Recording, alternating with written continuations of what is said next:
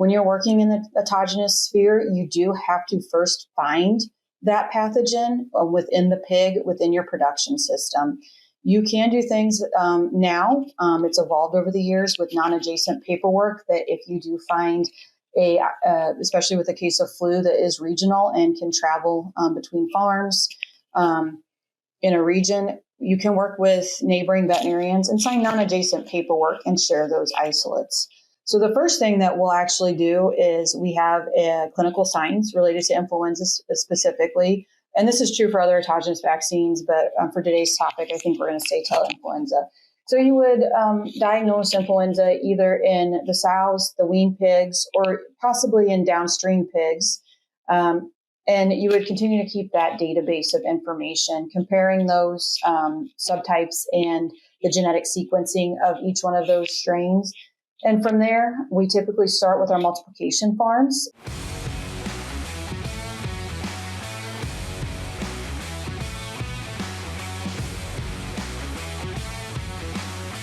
Welcome to Swine, Canada. I'm Aline Remus, your host today, and we're very happy to have here with us today Dr. Dyneah Classen. She's a specialist in vaccine strategies, and she will be joining us today to talk a little bit about influenza and how to boost these vaccines. Thank you for joining us, Dr. Classen. Thank you for the invitation. Dr. Classen, could you please just introduce us, let us know a little bit about your background and how you come to work in this field? Yes, as you said, my name is Dyneah Classen. I'm a University of Illinois graduate in 2007. I came to Carthage, Illinois, Carthage Vet Service upon graduation and have been here for the last 18 years. I did grow up on a small working hog farm, and that's how I was introduced to pigs early on.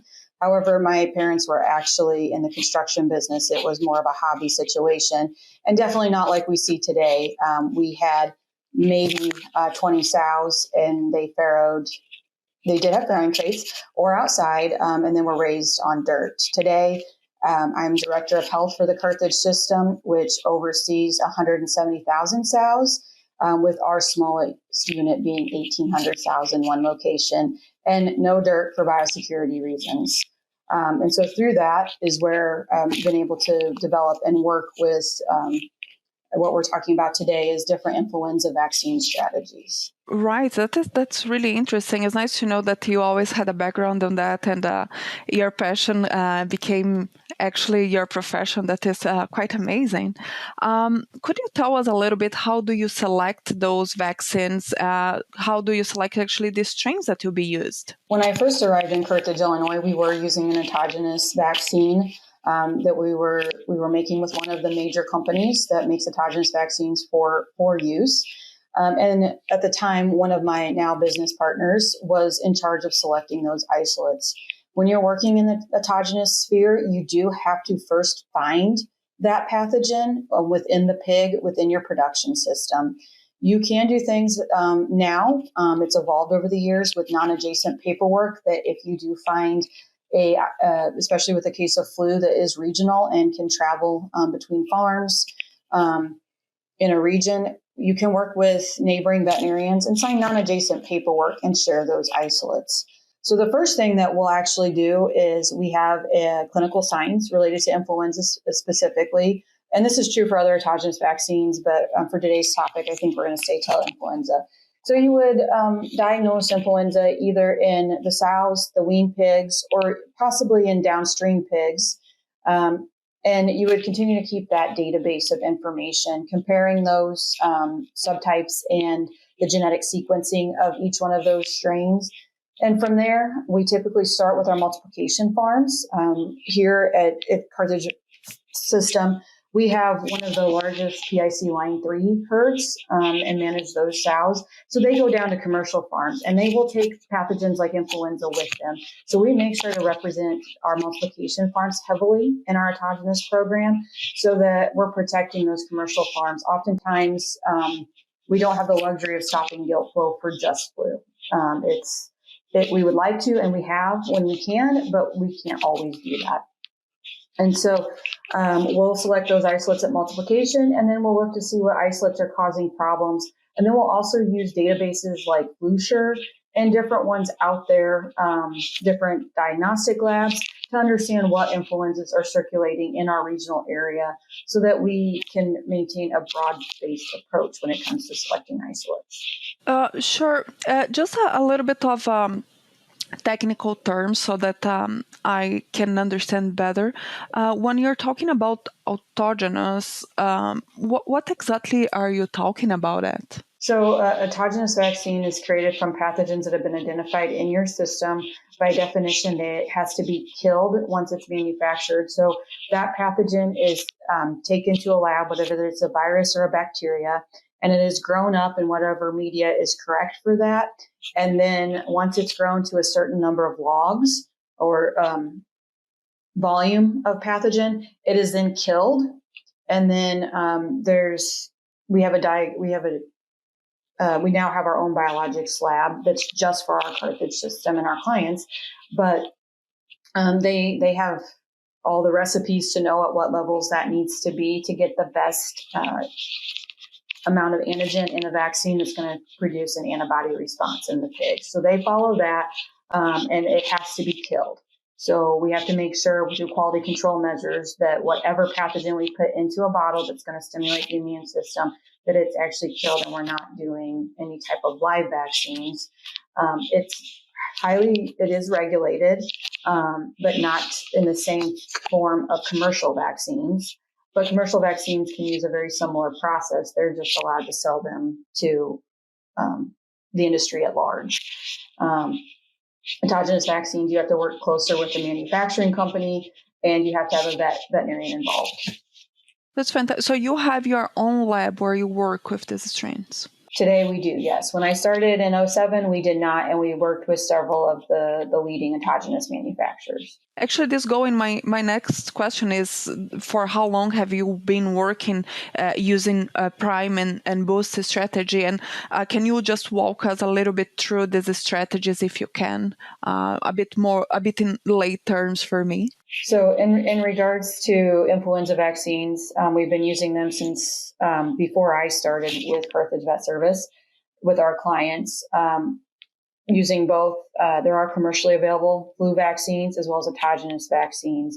In that early stages, we were simply making one type of flu each season. It may have 3 or 4 different types of flu within the vaccine, and just using that. So basically, when you give a vaccine, you want to give a 1 dose, and then which is our priming dose, and then you'll give a booster dose. And immunology would suggest it needs to be at least 14 days. Additional researchers say that maybe 21 days is better. To get the best immune response, the best antibody production, which is going to be that protection should a natural or wild type flu enter that herd. So in regards to the prime and boost strategy, we've been doing that for a much shorter period. I'd say probably around 6 years now that we've implemented that based on talking with colleagues in the industry and working with individuals like Marie Colhane at the University of Minnesota on seeing this, and it's worked well for us. So we've updated isolates, but not made any changes to that strategy. So in the prime and boost strategy, we actually have 4 isolates in our priming dose, and we still booster that 21 days later, but we have 4 different isolates in our booster dose. So instead of giving like and like, we're giving a different one and a different one. And even though they're slightly different, we still get a very good immune response, very good antibody protection that oftentimes when we see a new influenza enter our commercial sow herds or multiplication sow herds, we don't see clinical signs anymore. We don't have increase in cough or respiratory issues in those animals. We don't have abortion storms. Again, flu does not directly impact the fetus. It's the mother running a high temperature. It's the mother not feeling well that will cause her to abort. It's not like PRRS that would actually attack the fetus. And so we don't see those things happen. We're often finding that the stress of weaning pigs is when we'll see more coughing, and our clients are now telling us, hey, we think you might have flu in the sow farm, and we have to look a little harder to find it, which vaccines do not keep you from getting an infection. And, I think a lot of people forget this. They just prevent the severity of clinical signs. So like I said, we don't get the respiratory signs, and we don't get abortions, we don't get sows off feed. It's really become, a mild to non-issue within those. And so they can maintain that pregnancy farrow out, and we can get those weaned pigs. Yes, they might be flu positive, but, we have those pigs versus losing them as an aborted fetus. Right. And what I love that you say is people often get the wrong idea about vaccines, and they think, wow, I vaccinated my sows, so disease, they're completely immune to that. It's not that, right? You're boosting them, you're giving them a better chance. And for what you're telling us, you are seeing that using these strategies have made your herds, the herds that you work with, much stronger, much more resilient, and you're seeing this effect on the piglets, that you're now having a bigger number. Am I right? Bigger number of piglets that before would be lost because of flu. Correct. If we were talking about flu specifically, we're not seeing the losses that we would have seen when I first started in 2007. Now, vaccine did help then, but because we're using 8 total different influenzas or antigens, we have the opportunity to protect our animals against a broader spectrum of influenzas as well.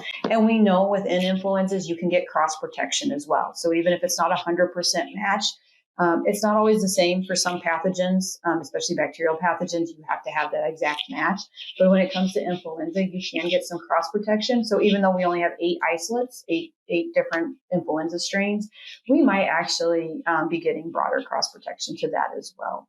But yes, we could have instances in the past, 18 years ago, where we would have a new influenza come in and we would have 100 sows go off feed, and a subset of those sows abort their litter, which would be pretty devastating to our pig flow. And we're just not seeing that today. So as long as we continue to see this good response, but we do need to continue our diligence in when we do hear about downstream flu, even though we're not clinical at the sow farm, we either have that client collect samples, or we go back to those weaned pigs at that sow farm and collect the samples ourselves, so that we can keep those isolates as current as possible with any genetic changes.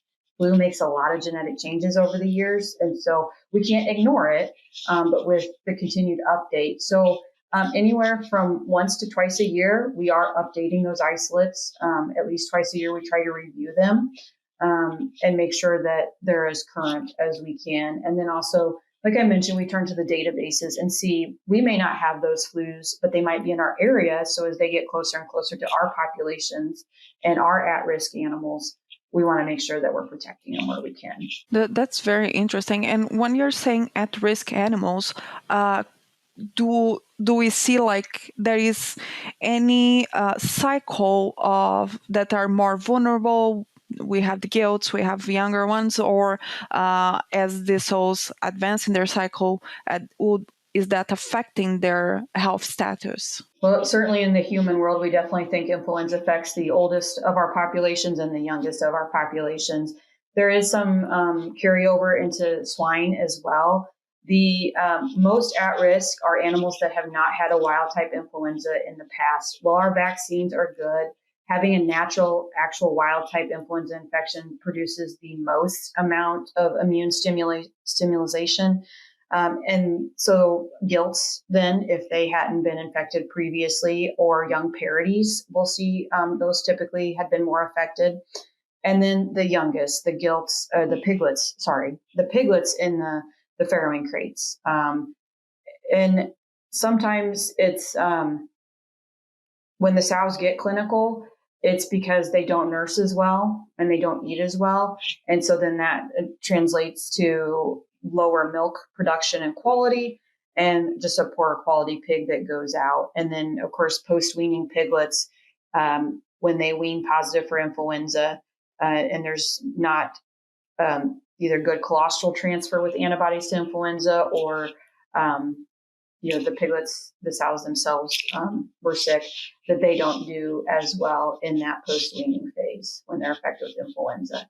the multi-paris, 3-4 generation sow or feeder pigs, 80 pounds and up tend to do really pretty well. You might notice a cough, but you don't tend to see, with most influenzas, there's probably a few out there that have hit harder than others. And I'm sure your audience would tell stories about, well, this one time I had a flu, but most of the time those kind of teenage age pigs do quite well. So you have told us a little bit of the effects, the impacts that you have seen in terms of flu vaccination, but can you expand a bit of the impacts, both that were expected and unexpected when you use this prime and boost technique?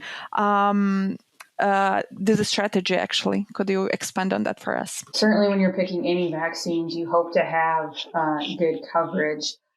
And so I think, but you always go in knowing that there may be an opportunity where you didn't pick the right isolates. Here in the U.S., we hear all the time that the CDC selected the isolates for the human population going into the fall, and they weren't well matched. So we're seeing people get sick, and there wasn't enough cross protection. And so you look at those scientists and that body, and know that even in the human world, it's difficult to pick the correct isolates. And so you look at that, going, well, I hope these 8 isolates are the best. But I have been very happy, very content with the results that we have, as we've just talked about, where I'm not getting phone calls from my producers anymore, from the farm managers telling me that they have 100 sows off feed. And that, in my book, is a win, because those sows, then they're producing well. I am getting what I expect. I am hearing that, hey, this group coughed a little bit more. We took samples, we found flu. Great. It's the best we can expect, because the vaccine to a sow won't stop her or the piglets from getting flu, but they're not that sick anymore. So I think it's exceeded my expectations in that manner, that we've done quite well. But I wanted it to do it too. So I went in it with a healthy dose of skepticism and optimism that this would work. It's worked better than I've seen. My biggest worry for the future is that we get a new strain of flu that isn't cross-protected with the 8 isolates, 8 strains that we have in the vaccine, and we do see those 100 sows off feed. And I don't know when that'll come. It's kind of like waiting for the other shoe to drop, and you just enjoy the success you have now. Honestly, I think what you're saying is, it is a big win, really. I think not only in your book, but I think in everyone's book, be like a great win. I see that's very positive. We have seen in our installations how hard it is actually to deal with influenza, and how even when you quarantine the animals, you do all that follow up, it's still like quite hard to get it right. So it's amazing the work you have been doing. And I would like to hear from you if you see other strategies that the producers can use to help when you're in this process of vaccination. Like, you're doing your part, you're selecting these strains right, you're following up these animals, taking blood samples, following the clinical signs, what they can do to help you to have even more success in this strategy. I think exactly what you've just mentioned. Pay attention to the clinical signs, get samples. For us, nasal swabs are a better sample than oral fluids, although oral fluids are easy. But when it comes down to the diagnostic and getting that virus isolation to grow, which is what we really need to then be able to manufacture autogenous vaccines, that nasal swab is just a better overall sample. And that does take a little bit of work. You may have to pick up pigs. You may have to snare them to be able to get that. But understanding that, you can certainly use your oral fluid testing, which is hanging the rope and allowing them to chew on them. You can certainly use that as a screening test to see if that cough really is flu. But then often that's where we have to go back and get it. I'm not saying you can't virus isolate off of oral fluids. It's just, it's partly an environmental sample because it's hanging there. It's a nice screening tool, but it's not as good when you're trying to get this specific, when you're trying to grow up virus isolated isolates to autogenous manufacturing. So knowing that if you maybe want to save on funds, just going straight in with nasal swabs helps us a lot. Dr. Classen, what are some of these early symptoms or clinical signs that you believe that the producers often minimize or ignore that could help the vets? I think with technology, fewer producers are ignoring this, but water meters on your barns, on your wean to finish barns or on your nursery barns, are a huge indicator of piglet health post-weaning. So oftentimes when we go back and look retrospectively to an influenza outbreak, you will see 3 days leading up to the clinical cough that those pigs have backed off on feed and water. And so, but water is the most sensitive because our feed are in those big bins. They cone in, we fill feeders, we may push feed to the side. And so water, we can really see that those animals have backed off on that water intake. If you're tracking it, if your system has a way to log it and see from day to day, or simply just writing it down if it doesn't, if it's more of an analog system where you get a meter reading each day, but you track it on a piece of paper, that is one of probably the most overlooked. I can't always tell you, though, whether or not that water drop is influenza or PRRS or strep or, maybe a PED infection starting up until you see the diarrhea. But usually 2 to 3 days before that hits, you will see those pigs tell you the majority of them are starting to not feel well. And then, as that progresses, if that continues, then we can go in and do that screening test. We can hang those oral fluids in one test or one collection. We can tell if it's flu, PRRS, or PED, and then go back in and decide if we need those nasal swabs for flu to make a vaccine. But I do think water intake is very overlooked. That's very interesting. We normally work with individual feeders and individual feed intake, so we see that drop. There was someone who also told me that the animals that tend to be smaller and sicker, they will also change their water pattern. So is it any way that we can then what will be the process from there? Like, call your vet very quickly. Don't wait until it's too late, because I think that happens a lot, right? Yeah. Or what is? You identify the problem. What is your window to then that your vet have success to doing an intervention? Because he's only as good as he has the chance, right? So I think a lot of producers may have even kind of standing orders with their veterinarian. And so with my team, if you see those clinical signs, yes, you can call me, but I may be assisting another producer. So go ahead and take those oral fluids and get them to our diagnostic lab, which we do have a PCR and ELISA lab at Carthage Vet Service as well. And if we get those samples in before noon, we can have results by 5 o'clock that night. If you're relying on shipping to a diagnostic lab, we can get samples for us here in Illinois, going to Ames, Iowa, or the University of Illinois, or both. And depending on your location, you can also get to those labs before a cutoff time. I believe for them it's 10 in the morning. But if you can get those samples there, you can get same day testing. If you have to ship them, most of them will be able to complete those testing the following day. So you'll have that additional information to know what pathogen that you're fighting. And then also, we are able to run anti-inflammatories like meloxicam. It is extra label. It does require a veterinary prescription. But oftentimes, if you get a hold of your vet, even in that interim, it won't hurt to run for influenza, PRRS, or even PED if they're showing depression and signs that they're not feeling well. Similar to when we're not feeling well, we take, ibuprofen or acetaminophen to address that issue. Things like that can be started while we wait for those diagnostics to come through. I actually had a very similar case to this about 8 weeks ago. In this case, the producer was going on vacation. So he wanted to make sure he had everything set up before he left. So when he saw that drop in the water, and it did turn out to be an influenza break, they were coughing, they were clinical. I also had he had a couple mortalities, and even though they weren't diagnostic quality, I had them cut open and take pictures. I was actually out of state, and we were able to work through the situation I have a valid BCPR with him, a veterinary client-patient relationship. We were able to work through the phone calls and the pictures and understanding what likely would be the issue. And he was able to take those oral fluids. So while I did not actually get to see any of those pigs in person, I could see the pneumonia in the lungs. And again, it's not always easy to see right away if that pneumonia is PRRS or influenza, but the clinical cough, influenza has a pretty recognizable sound to it. Was able to work through and address the situation. But again, being on the front end, we were able to get those pigs' fevers reduced by running them with an anti-inflammatory. We did actually use meloxicam.